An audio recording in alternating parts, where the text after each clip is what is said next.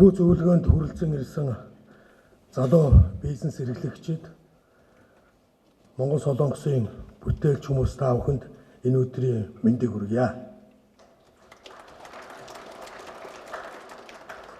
Бүгд найрамдах Солонгос улсын ерөнхийлөгч Мун Жэ-интэй Монгол Солонгосын эдийн засаг, бизнесийн харилцааг хэрхэн тэлэх, хөгжүүлэх талаар ярилцаж байсан санаануудаас маань өнөөдөр нэгэн хэрэгжих алхмаа эхлүүлж, залуу энтерпренеруудын Улаанбаатарт цуглан зөвлөж байгаад би хувьдаа маш их баяртай байна. Хоёр орны уламжлалт харилцааг шин шатанд гаргаж, шинэ эрч хүчийг авчрах залуус маш их зүйлийг хийж чадна гэдэгт би итгэж явдаг. Аливаа шинжлэл, өөрчлөлтийг шинэ хүмүүс л хийдэг юм аа. Залуус бол шинжлэлийн хөдөлгөгч хүч нь байдаг. Амжилт хүсье.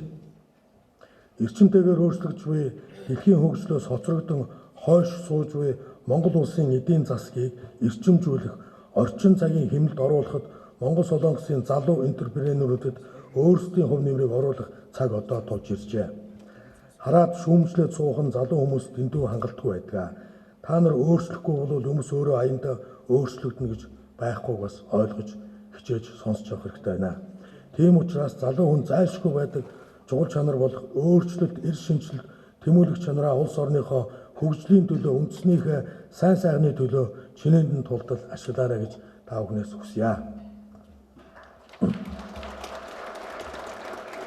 Энэ уулзалтын дараагаар юу болох тухай буюу одоо бид нар юу зорж байгаа тухай та бүхэнд би нэлээд сонирхолтой байж магадгүй мэдээллийн чанартай хэдэн зүйл хэлье. Өнгөрсөн жилийн Оросын улманы улсын Владивосток хотноо уулзахдаа Солонгосын ерөнхийлөгчтэй уулзаа. Солонгос Монголын хооронд бол иргэдийн харилцаа бол асар өндөр хэмжээнд байдаг. Солонгос хэлээр ярьдаг 100 мянгаас дээш одоо залуучууд хүмүүс байдаг. Солонгост ажилладаг 40 орчим мянган хүн байна гэдэг маань биднэрт энэ бизнес хамтрахад боловсон хүчний асуудал шийдэгдсэн гэж ойлгож болно. Иймийн тулд та бид хоёр яах ёстой вэ? Ерөнхийлөгч нарын ивэл дор Монголд байгаа энэ боломжит бизнесийн санааг танаад байгаа Солонгосын залуучууд хамтраад нийлээд төслөө зохиогоод судалгаагаа хийгээд экспортын чиглэсэн том салбаруудыг нээе гэсэн ийм санал дээр нэгдсэн юм аа. Энд өнөөдөр зөвлөхүүдэн төлөөлөгч нар нь ирсэн байна.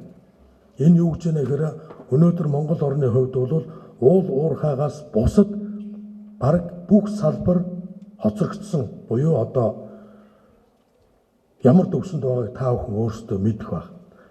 Намайг бизнесээс улс төрлөө орсон гэдэг та нар мэдэх учраас бизнесийнхний боломжийг хангахын тулд энэхүү үйл ажиллагааг зохион байгуулж байгаамаа. Баярлалаа. Маш анхааралтай сонс. Өнөөдөр манай хөдөө аж ахуйн салбар ямар байгаа вэ? Манай аялал жуулчлалын салбар ямар байгаа вэ? Манай бусад боломжит экспортын хувилбарууд ямар байгаа вэ гэдэг та нар надаар хэлүүлдэггүй мэдж байгаа. Олон жил ярьсан. Зөвхөн хөдөө аж ахуй буюу малын маань тоо толгой сая 80 сая толгой төрлөө. Бид нар баруун аймагуудаараа исламын улстай хэл залгадаг. Тэнд ямар зах зээл вэ? Бог малын хоньны махны зах зээл вэ? Хөдөө аж ахуйн салбараа дагнахад бид нар жилдээ зөвхөн ноолуурын салбараас 2 тэрбум орчим доллар олох юм судалгааг бид нар хийсэн. Ноос маань 50 мянган тонн хүргэж болж байна. Арьс шир маань 10-аас 15 сая толгой малыг нядлаа, тэндээс гарсан арьс ширийг боловсруулах бүх судалгаануудыг хийсэн. Аялал жуулчлал гэж нь өнөөдөр бид нар жилдээ 400-аас 500 мянган жуулчин авч яана гэж нь энэс хэдэн гаднаас ирж байгаа ажилчид хэдэн олон удаага орж ирж байгаа зочноо бид нар тоолж чадахгүй байгаа. Тэгэхээр энэ бол аялал жуулчлалын салбар маань мөлхөө хэмжээнд байна гэдэг дээр бол та нар бидэнтэй санал нэгтэй байна. Өнөөдөр энэ том уудсан газар нутгаа бид нар дэд үтцээр логистикээр холбоод энэ их ариун түүхээ гадныхан танилцуулах юм бол жилдээ нэг саяас 10 сая жуулчин хүртэл хүлээж авах боломж бол бидэрт байгааг сая манайхан судалснаагаа бид нар та бүхэнд танилцуулах байхаа. Тэгэхээр энэ боломжуудыг судлахад юу хэрэгтэй вэ? Мэдээж судалгаа, мэдлэг, туршлага. Дараагийнх нь юу вэ? Хамгийн чухал юм нь money, санхүү. Өнөөдөр манай арилжааны банкуд ямар мөнгө өгдөг вүлээ? Хэдэн хувийн хүүтэй мөнгө өгдөг вүлээ? Энүүгээр аж үйлдвэр буюу бусад удаан хугацааны чиглэлийн хөгжлийн бодлого бол санхүүжүүлж чадахгүй тийм ээ. Тэгэхээр яах вэ? Тэгэхээр эхний алхмыг сая хийсэн. Ямар алхам хийгдлээ? Их хурл хэрүүл уралдаа ч гэсэн сая 2019 оны төсөв батлагдахад төсвийг хориг тавьсан тийм ээ. Санаж байна уу?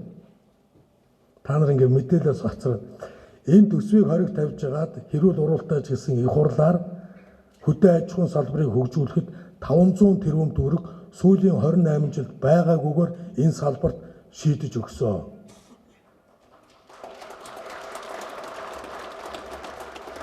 Хориг таваад хэрүүл урал болоод ясныг та нар энэ залуучуудаас ажиглах хэрэгтэй байна. Энэ мөнгө бол өөрөө хүүгэн мөнгө. Тэгэхээр энэ хүүгэн мөнгө юунд чиглэх вэ? Хөдөө аж ахуйн аж үйлдвэрийн салбарт. Хүүгэн мөнгө удаан хугацаагаар ороод ирнэ. Буюу 19 оны төсөв дахиад ийм хэмжээний мөнгө суулгаж болно. Ойлгож байна уу? Тэгэхээр энэ том салбар буюу бидний малын тоо толгой 80 сая хүрлээ гэдэг ноолуурынхаа бид нар дэлхийн ноолуурын түүхийн эдийн 55% гаргаж яана гэж байна. Харамсалтай нийт ноолуурынхаа 20% нь бүтээгдэхүүн байдаг.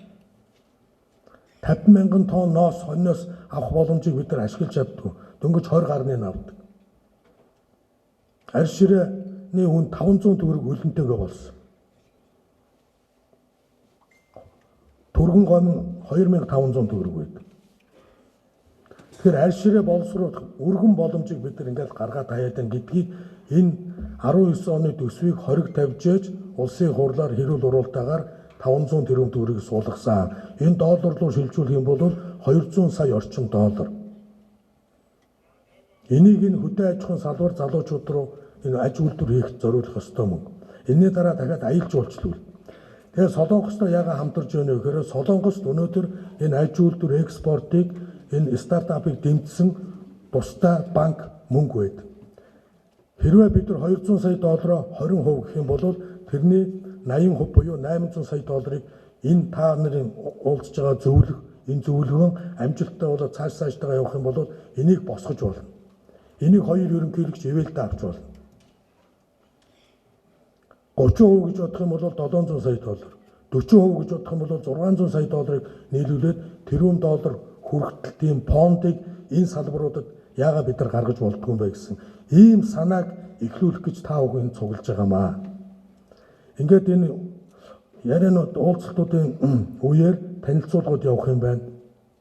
Аялал жуулчлалын салбар дээр судлагдсан зүйлүүд, хөдөө аж ахуйн салбар дээр судлагдсан зүйлүүд, тэгээд өндөр технологитой холбоотой зүйлүүд ингээд судлагдаад явна. Тийм учраас энэ аж үйлдвэр буюу Монгол орны экспортыг дэмжсэн энэ салбар дээр Солонгосыг бид нар өрж оруулж байгаа юм. Яагаад гэвэл түрүү хэлсэн бид нар Солонгост ажилладаг, Солонгос хэлээр Солонгостой компанид ажиллаж байсан энэ боловсон хүчнүүд байна гэдэг маань бид нар цаашаа явна. Нөгөө талдаа Солонгост байгаа дутуу зүйл нь дээд сургууль төгссөн залуучууд нь ажлын байргүй байгаа. Ажил олдохгүй байгаа. Өнөөдөр ажилгүйд Солонгост маш өндөр болсон. Эрчим хүчний зардал нь маш өндөр болсон. Хэрэглэгчд очиж байгаа 1 киловатт 20 цент рүү орсон байна. Тэгэхэд өнөөдөр бид нар нүүрсний эрчим хүч, нарны салхины гэдэг маш боломжтой юм хямдхан өртөгтэй тог бид нар гаргаж чадчих. Тэгэхээр Солонгост өнөөдөр дээд сургууль төгссөн одоо маш авиаслаг залуу шууд ажилд орно гэдэг бол маш хэцүү. Том компанид ажилд ордог.